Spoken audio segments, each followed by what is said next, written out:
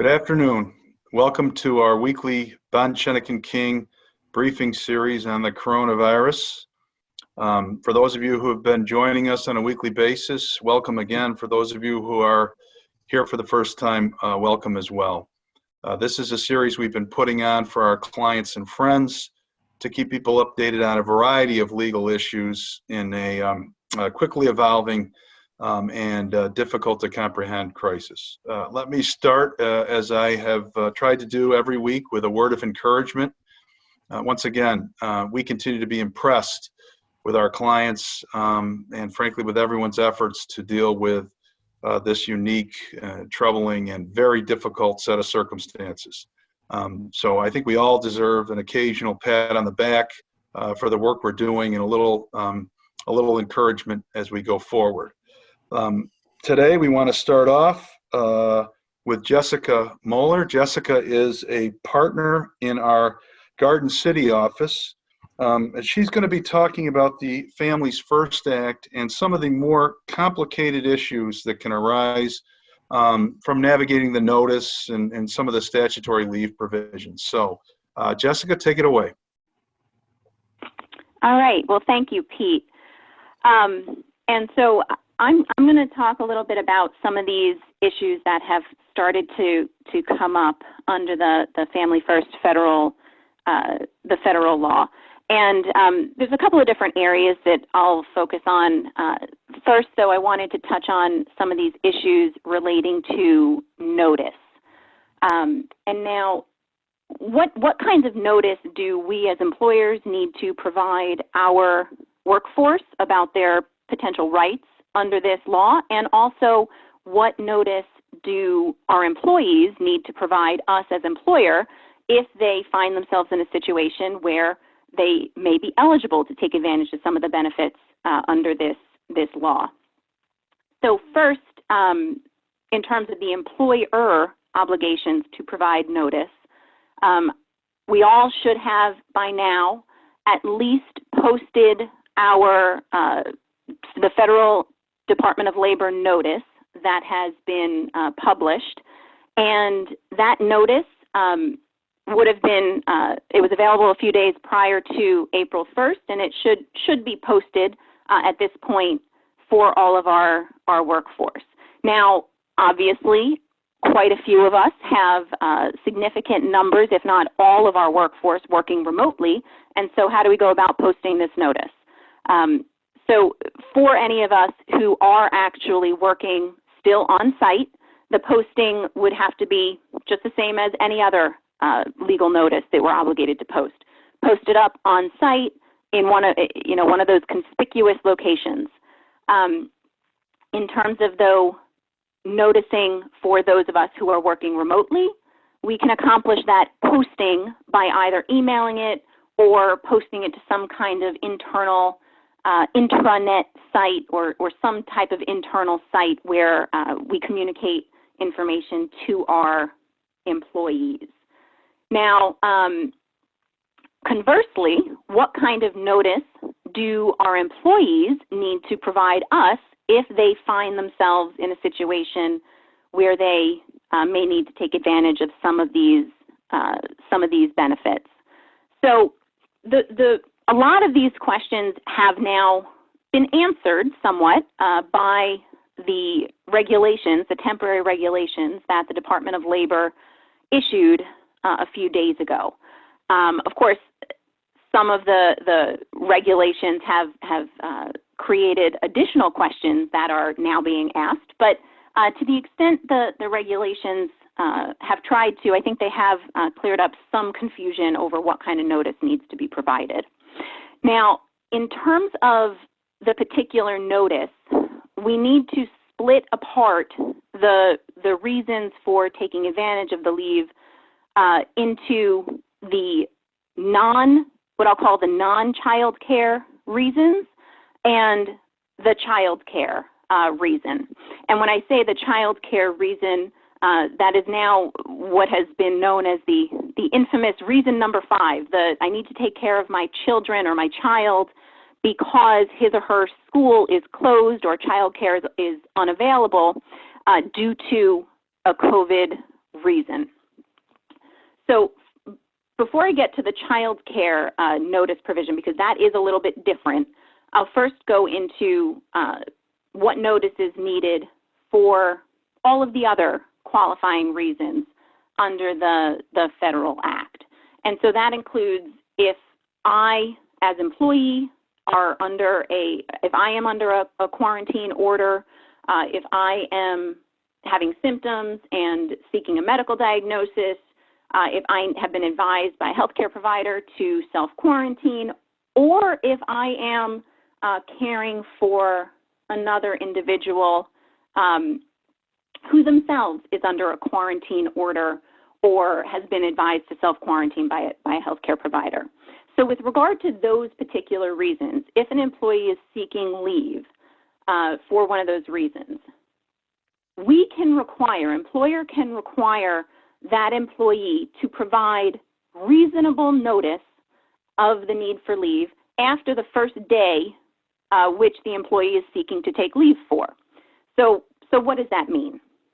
If today I realize that I need to take care of my mother, for example, who is under a quarantine order, and now I know that I have a need for this leave, I need to be able to provide my employer with reasonable notice of each of the days that I need to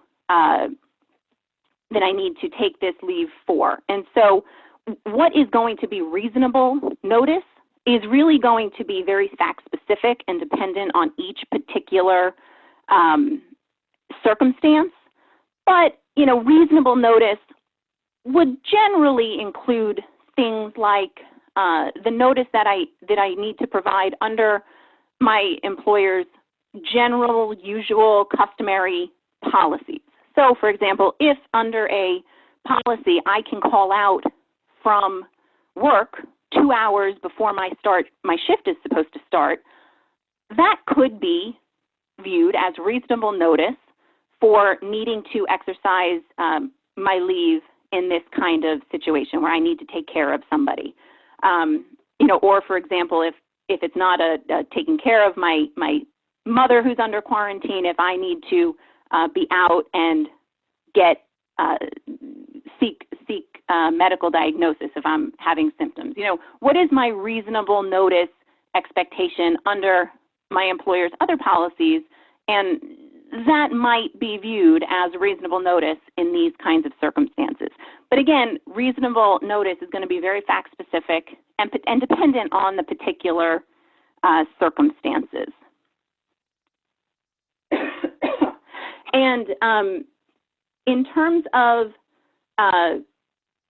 notice for the other reason, the child care reason that I had separated out from the beginning, the Department of Labor in their regulations have actually specified it's not reasonable notice that is required in those circumstances.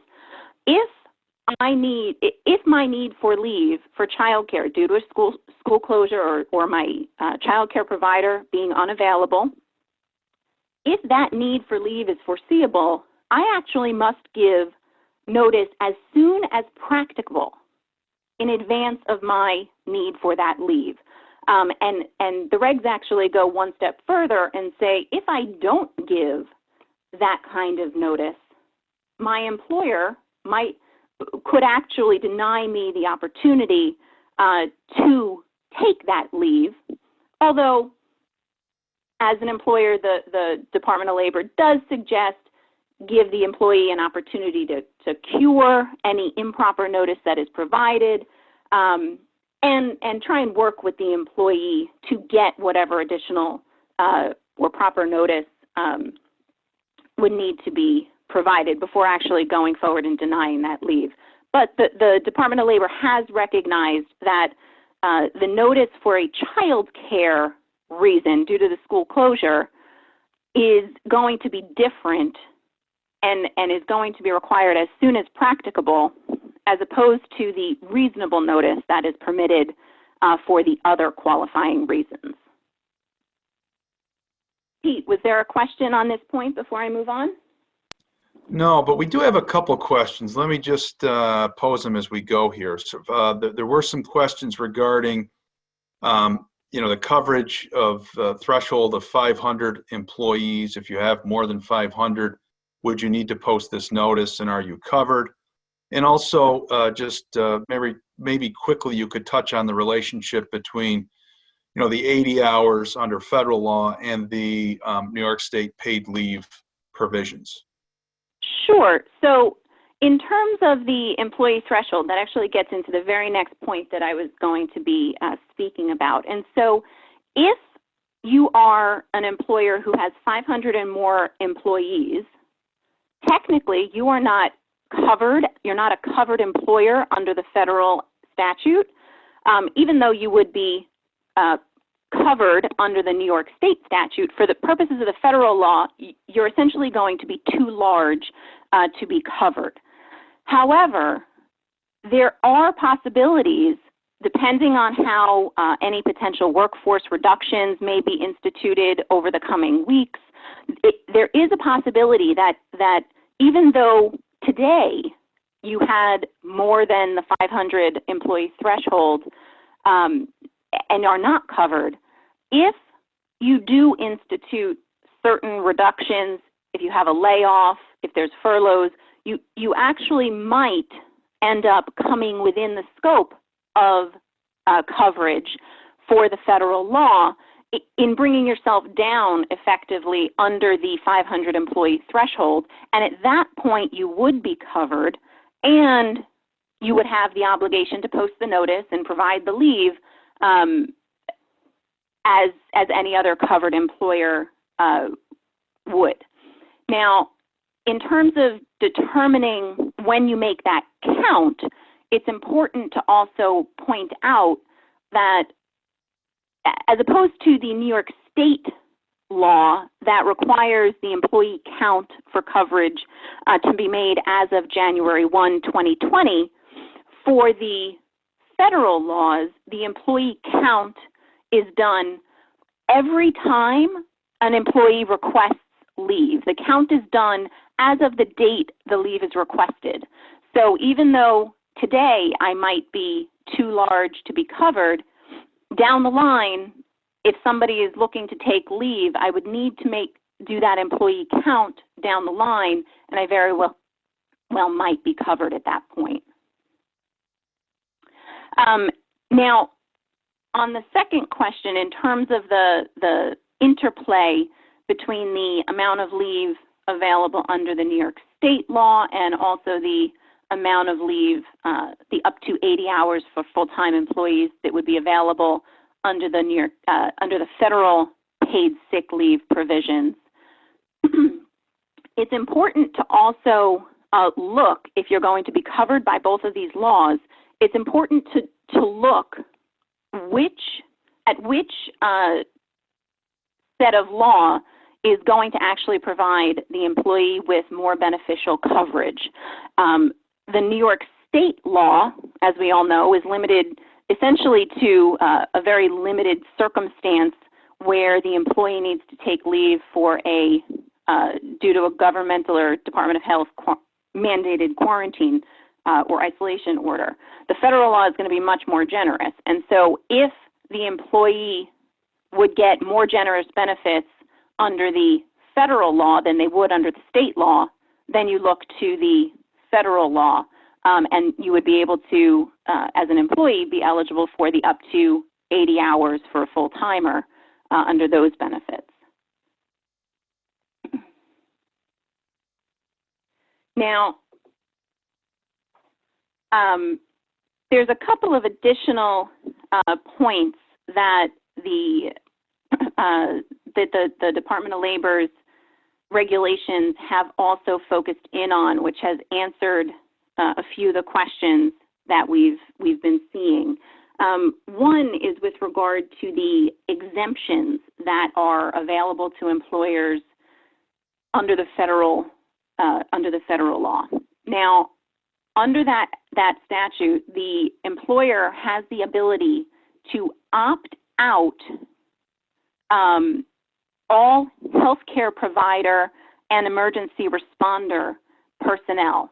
And now the regulations have confirmed that those two definitions of who qualifies as a healthcare provider and who qualifies as an emergency responder are fairly broad, particularly for the healthcare provider exemption. It essentially covers anyone employed at any hospital, healthcare clinic, nursing home, any kind of healthcare facility, pretty much of any kind, and also anyone employed by any vendor who contracts with one of those hospitals or healthcare centers to provide services or to maintain the operation of the facility. And so those exemptions are very, very broad and apply to a very, very wide range of personnel. So that's also something to keep in mind in terms of responding to employees' requests. An employee may be requesting leave, but might not actually be eligible in light of one of these exemptions.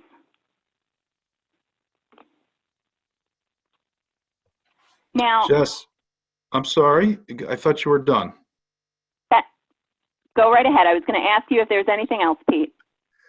No, that's very helpful. And I think, and I've said this before, but Jessica's presentation brings it to mind again, that these are difficult scenarios, very fact-specific scenarios. And so I think each employer has to work through, has to see, based on your size, based upon the conditions that we're talking about, we have to work through individually what the rules are and what the leave entitlements would be under these new statutes, as well as under our prior obligations. And so it's going to be, unfortunately, from a time perspective, it's going to be an individualized inquiry.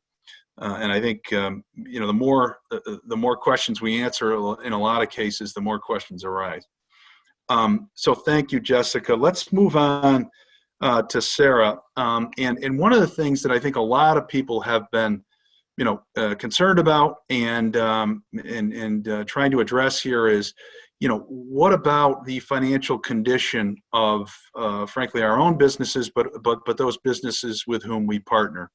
And so Sarah is a partner in our Syracuse, New York office and practices in debtor and creditor rights in the bankruptcy area. So we thought we'd have Sarah Temis say a few words about some of those concerns. Sarah, take it away, please. All right. Thanks, Pete. As Pete mentioned, I'm a member of our firm's bankruptcy business restructuring practice group. Today, I'll address a few basic restructuring and bankruptcy issues, primarily in the context of dealing with a distressed business customer who may have an outstanding debt, or if you discover that a contract counterparty of yours is having significant financial issues through discussions with your contact at that company, or just discovering that your customer is paying much more slowly than usual. Let's go back a little bit. There are three primary types of business transactions. So, the most typical is a credit transaction, where you have services that you provide or goods that you deliver, and then the recipient of those services or goods is invoiced for payment. So then also you can have prepayment or cash on delivery in some situations, or cash at the time of a service being provided. When you find yourself dealing with a distressed business, you need to change your strategy. So you may want to avoid extending additional credit or use a credit limit. You may want to use a sort of consignment or security interest, if that's a possibility in certain situations with goods. You can ask for financials periodically from your customer. You can ask for them monthly, especially if it's a significant relationship. But you need to consider, and I'll talk about this again in a minute, your exposure if that customer ever were to file a Chapter 11 or a Chapter 7 case.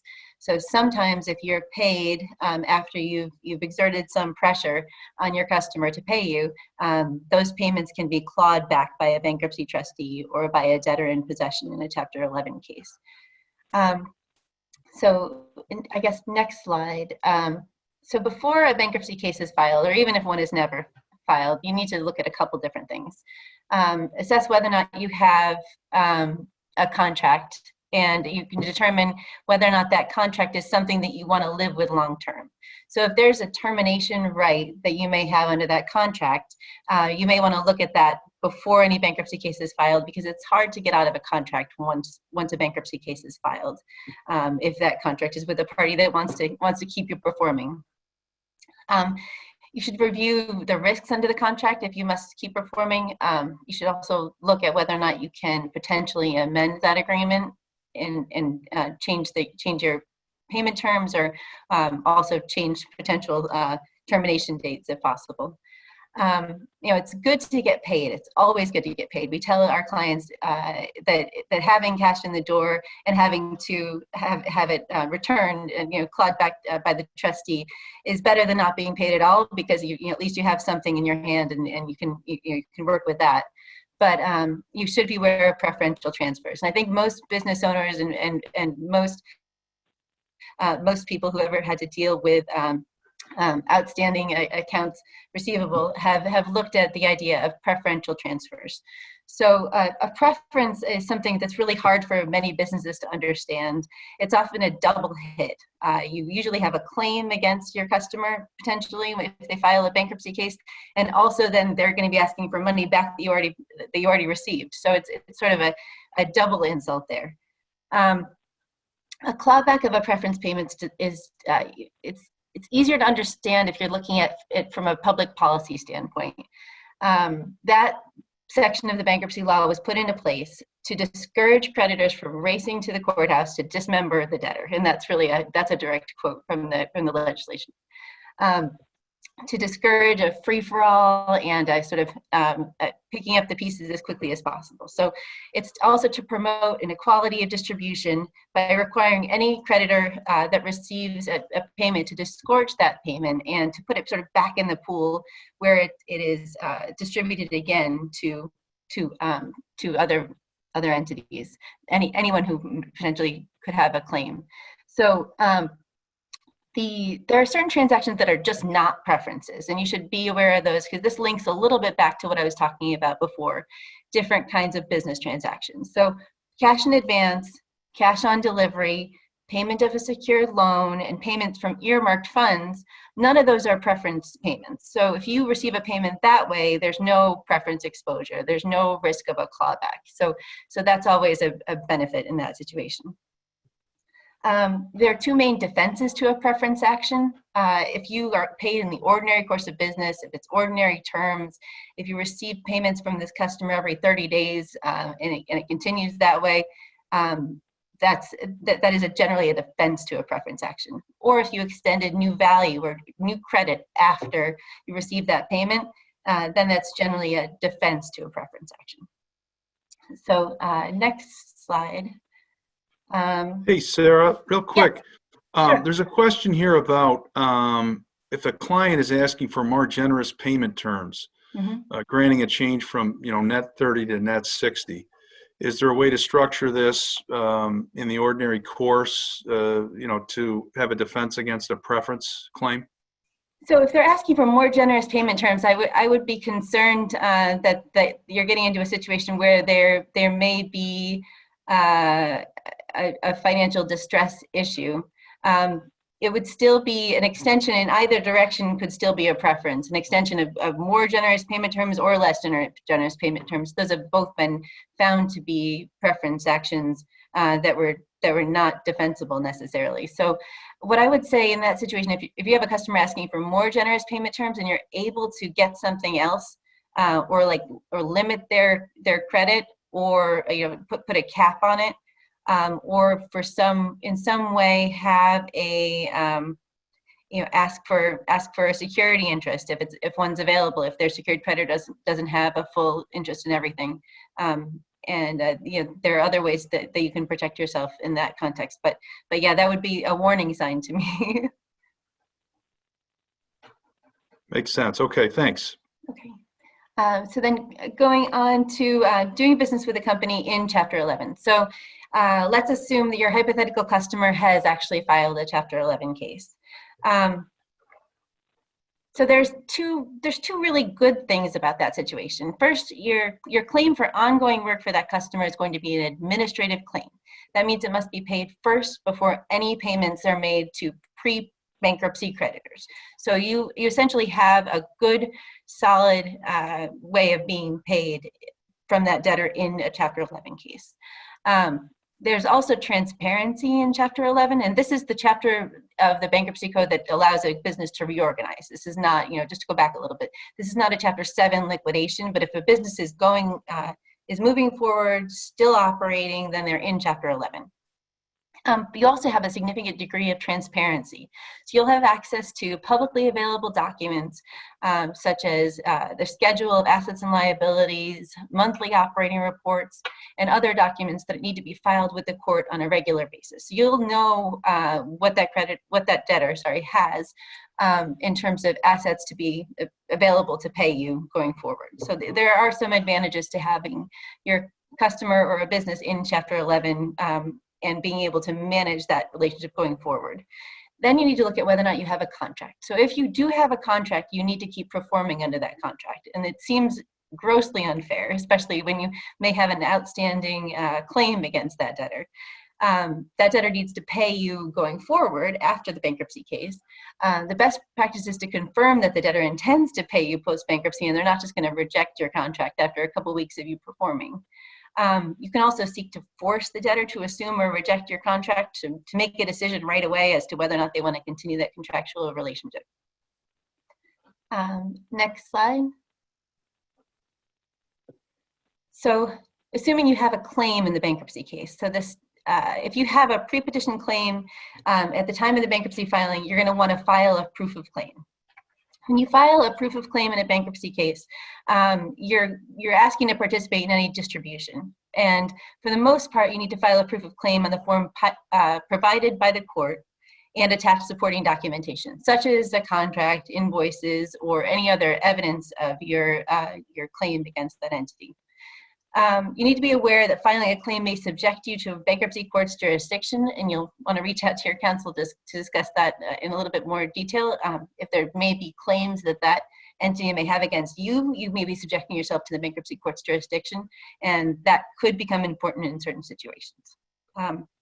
Also note, in some larger cases, there's a concept of critical vendor status. So if you're doing business with a significant entity, and it's usually a very, very large business, they may have a list of what they call critical vendors, and if you provide a unique good or service or payment terms that they can't get anywhere else, they'll seek to have you designated as a critical vendor, and then you can be paid your pre-petition amount in all or in part, and you are asked to continue your regular payment terms with that debtor, and you're able to be paid also your pre-petition amount if you're considered critical and the court approves that status.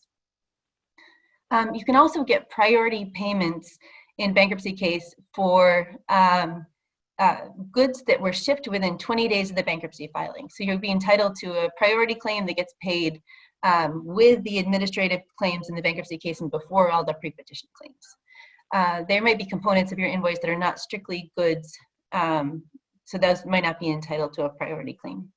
So next slide. Just to close out, there are a couple different ways a bankruptcy case can end. Sometimes with a 363 sale of substantially all the assets of that entity. That's usually an open process, an auction subject to higher and better offers. And sales in bankruptcy cases under 363 are free and clear of all liens, claims, and encumbrances. And oftentimes you'll be able to have your contract assumed to the extent you'd like to by the purchaser. There's also plans of reorganization. You may be asked to vote if you have a claim in the case. You may be asked to vote in that plan, and it will lay out the treatment of claims. The plan will lay out the treatment of claims and the debtor's ability to comply with its obligations after they emerge from bankruptcy. They may also address the issue of assumption or rejection of contracts by that debtor going forward after bankruptcy. So there's a lot there, I know, and I just wanted to give everyone a little bit of a flavor of what might happen if you're dealing with an entity that may be in some financial distress. during this time period. Sarah, thanks. I like to think of this as, the tools that we have in our toolbox. One might be the payroll protection program for those of you who've applied.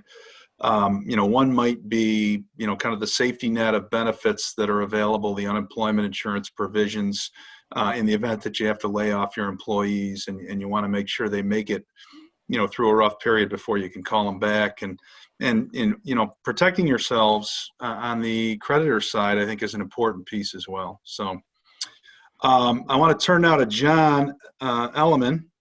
John, I think yeah, there you are. John's going to talk to us about some of the landlord-tenant issues. Again, other things that you may have in your on your radar screen as we address the current situation. John, take it away. Thanks, Pete. One of the things that we get a lot of questions on is the issue of whether to pay rent. And, with so many businesses leasing not only their general office space, but in some cases, their production facilities, the decision is a critical high-stakes decision. We've talked in general advisories about enforceability of contracts, and we have dealt with, in those advisories, some things like impossibility of performance or frustration of purpose. And those concepts can apply to leases as well as just general contracts, but they're not necessarily the preferable way to make the decision as to whether you pay rent, because those types of defenses for not doing something you're required to do by your contract are things that are looked at after the fact. And should they not be something that would persuade a court to side with you, the decision to pay rent is over with at that point, and there may not be a very good outcome for the tenant. So what we are advising is that everybody who's contemplating not being able to pay rent or not wanting to pay rent, get the lease out. And that may be a little bit more difficult in today's world. It may be at an office and maybe it's not electronically available to you, but perhaps, for instance, if we worked with you on your lease, we'll have an electronic version.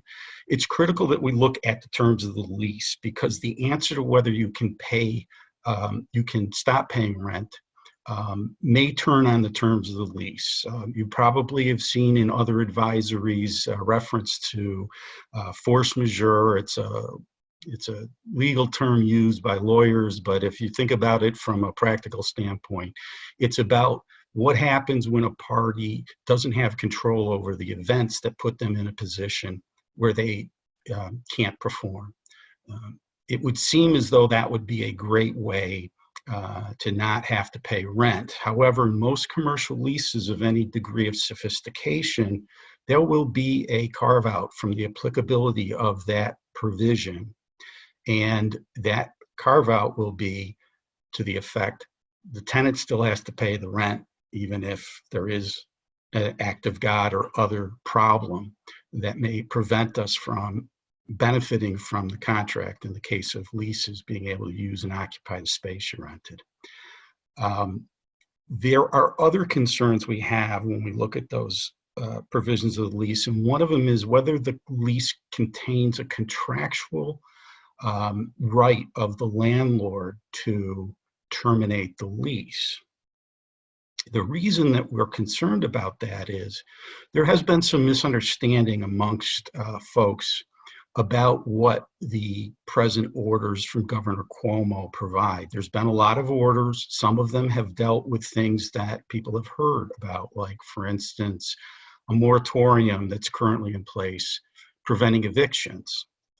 That's a very valuable situation for everybody involved. It kind of stops, freezes things in place when it comes to court proceedings. The courts are closed in any event except for emergency matters. So some folks have confused that with the idea that you don't have to pay rent. Now, there is pending in the legislature currently, at least one of the houses has put together a bill to provide rent relief. Whether that is going to move forward or not is unknown. It hasn't really moved quickly like some things have been through the legislature. So it's anyone's guess of whether that is going to be a relief available to the tenants. Assuming that we can't count on that, the concern about not paying rent is that a landlord could still hold you in default for non-payment. And if they have a contractually built-in right in the lease to terminate, then you would have to stop the termination from occurring by curing your failure to pay rent in time. If you have that right to begin with, some leases don't even provide a cure period. But if you were not to cure in time and the landlord decided to terminate the lease, that would be a lawful termination. And when the courts are reopened and the moratoriums are lifted, you would not, as a tenant, be able to go to court, money in hand, even late fees and interest or whatever, legal fees for the landlord, and get the court to reinstate the contract. Courts in New York do not have the equitable authority to reconstitute or reactivate a terminated lease when the lease has been terminated properly by the landlord. And that's why it is important for us to take a hard look at the terms of the lease before making any particular decision as to whether or not to stop paying rent. There has been some instances of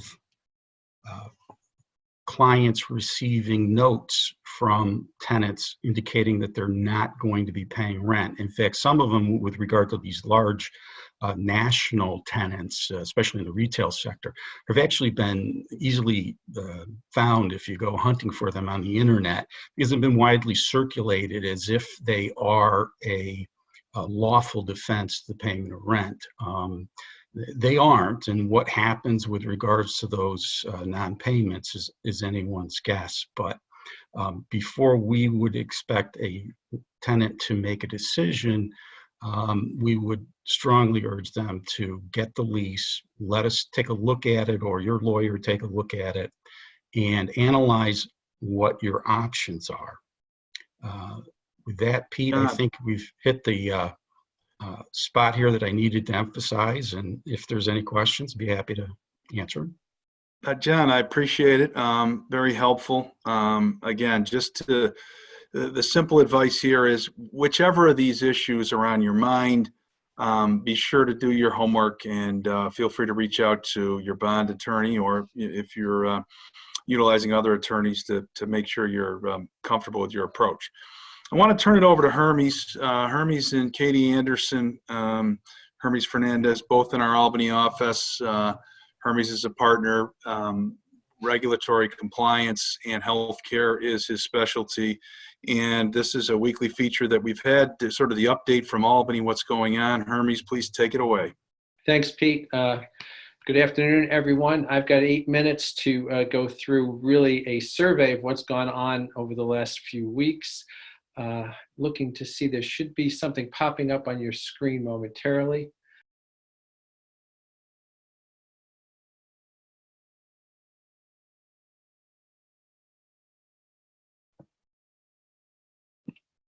I think it's there. There we are now? Yep, Okay. I can see it. Yep. Let me start again. I don't know whether I was muted for much of that or not, but I've got 8 minutes, probably 7 minutes and 40 seconds now to go quickly over an overview of what's been happening in Albany. And I thought the most important thing I could do as a start is to show to all of you some of the context, right? Why have we been dealing with all of these emergencies? We're dealing with all of these emergencies because we've got a very serious problem on our hands. And if you wanted to take account of what is going on, the State Department of Health has a COVID-19 tracker on its website. This tracker is very useful. It starts with a great deal of information. It's to be updated daily, although they seem to be one day behind in terms of the numbers. Kathy, if you would click on the fatality data, you'll see that you can see by county, by age group, by comorbidities, who's becoming ill. You can see, if we go back to the previous page, you'll be able to see trends of what's occurring. There's how many people have been sick, how many people have been hospitalized. So this information's very useful and also very grim. This is the most recent tracker. If you were to look at today's tracker, which will be up tomorrow, you'll see that there are another 731 deaths in the state since yesterday. So there's 5,502 deaths in our state. The first case of COVID-19 was diagnosed in New York, confirmed in New York on March 1st. The first death occurred on approximately March 20th. So in mere 17 days, our state has already suffered 5,500 deaths. That's terrible news, but there is some positive news. And what's positive is that the trends are beginning to show improvement. I've been watching as many of Andrew Cuomo's daily press briefings as possible. They tend to happen sometime between 11 and 12:30 every day. And actually, even preparing to do these a few minutes today, I felt like a reporter on deadline listening to the latest that the governor had to say. And the governor's briefings have turned a corner in the last few days. In the last couple of days, he's been talking about not a peak in the cases, but a plateau, which suggests that in New York, we are actually flattening the curve. Unfortunately, New York is really the second state to really face this in the country, Washington State being the first and New York being the second. We're doing social distancing. That's so much of what we've been talking about, social distancing. And that social distancing, we were lagging, frankly. New York started to do it. New York's done it earlier than many other states, but we've been doing it in the throes of the disease. So especially in the New York metro area, you're seeing these very high numbers. For those of us who are upstate, we are seeing lower numbers, and we are actually benefiting from the effects of the social distancing. The governor actually today started to talk about, when do we really come out of this? How will we come out of this?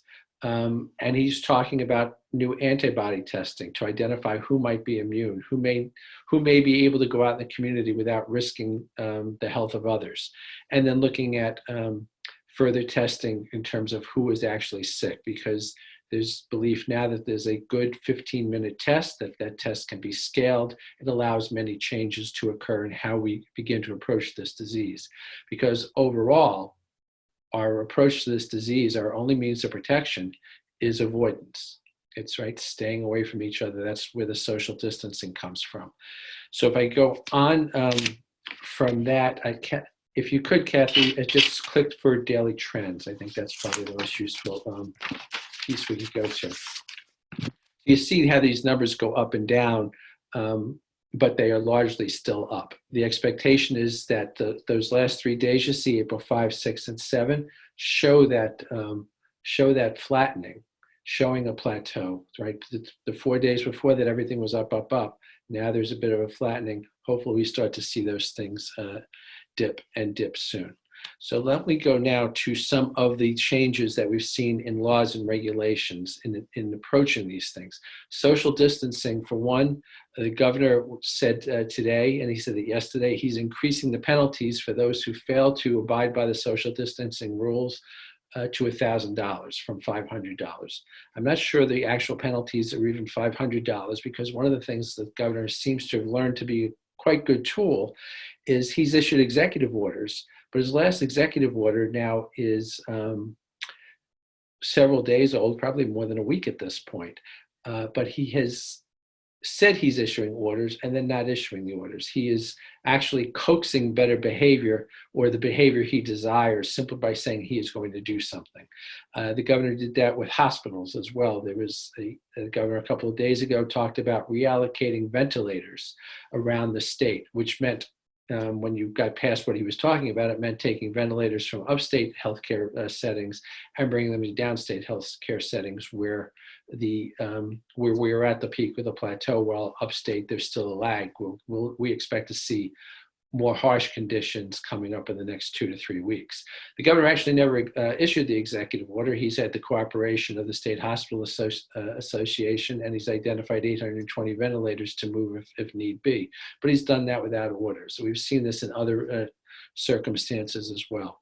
Now, the other thing that I want to bring to your attention is the rules regarding essential businesses. I've spoken about this. My colleague Katie Anderson has spoken about this before, and I think that we've had other speakers as well.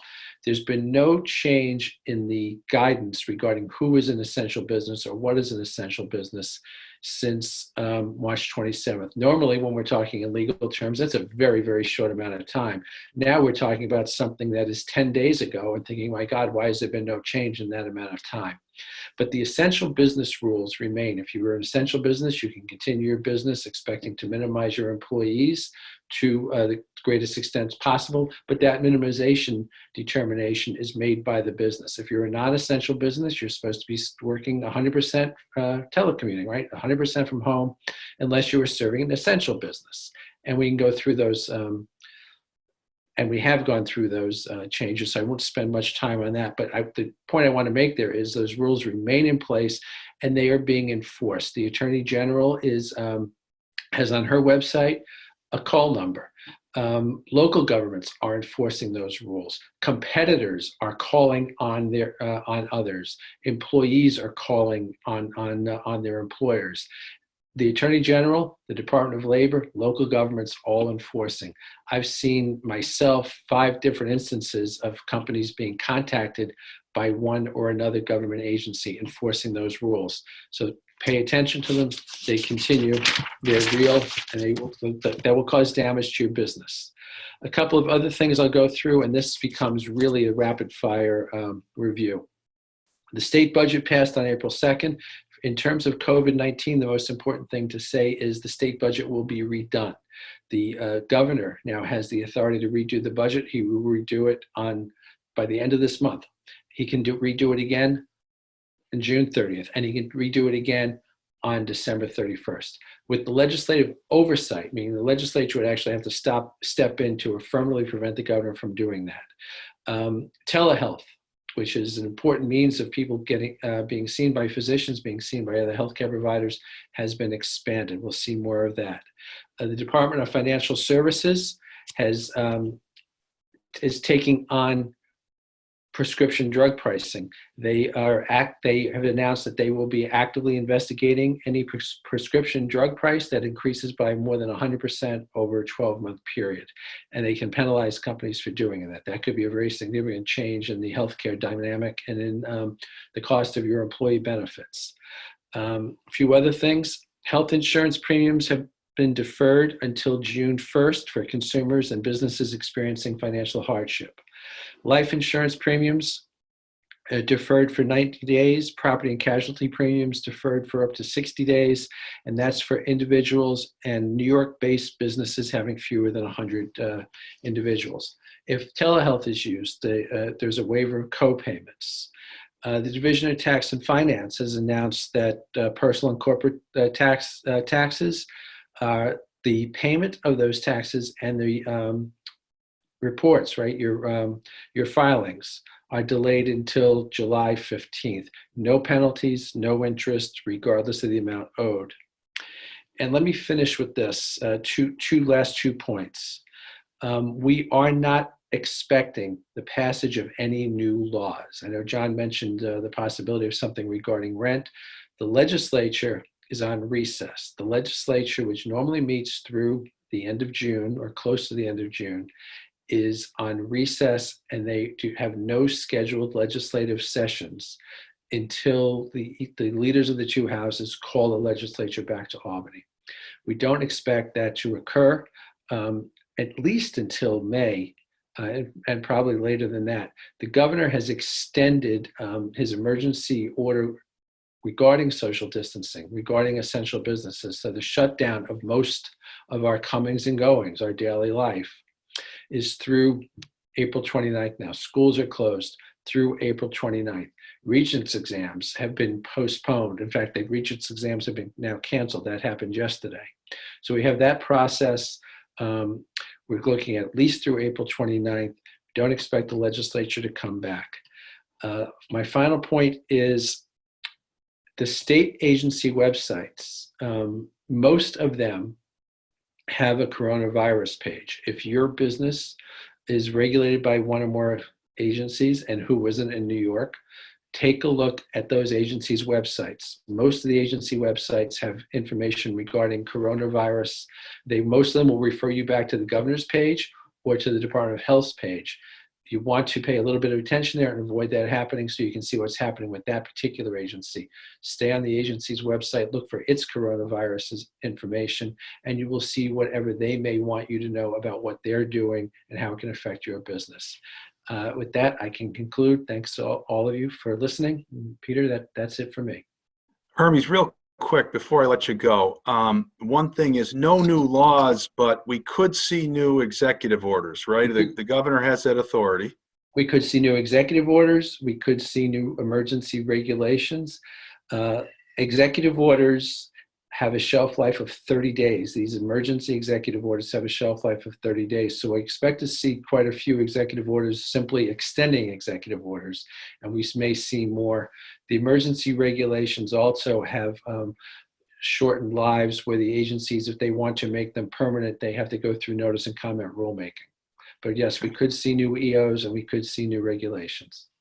Other quick thing for you, Matilda's Law is not a law, but guidance, correct? I know we get a lot of questions about that on a daily basis. Could you just speak to that for 20 seconds? Sure. Matilda's Law was the first example of the governor's sleight of hand. Matilda's Law was a set of essentially principles that the governor announced, the same as the governor announced New York Pause.